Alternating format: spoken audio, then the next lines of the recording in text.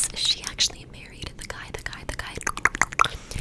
wrote, I forgot his name, don't get to me, that wrote, the peculiar, Miss Peregrine's Home for Peculiar Children.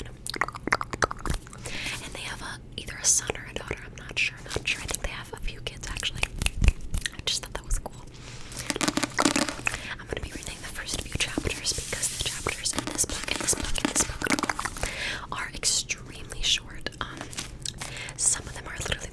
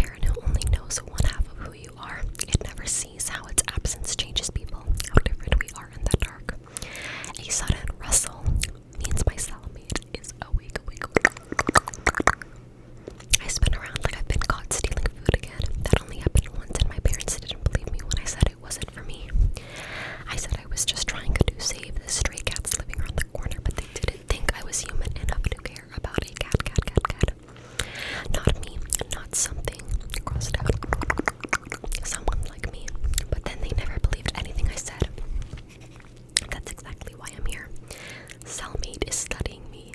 He fell asleep fully clothed. He's wearing a navy blue t-shirt and khaki cargo pants tucked into shin-high boots. I'm wearing a dead cotton on my limbs and a blush of roses on my face.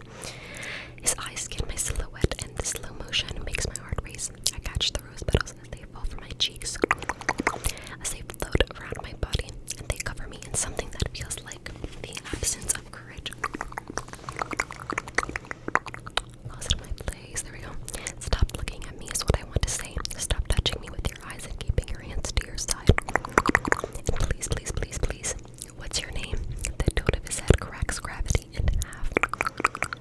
I'm suspended in the moment. I blink and bottle my breaths. He reminds me of someone I used to know. Crossed out.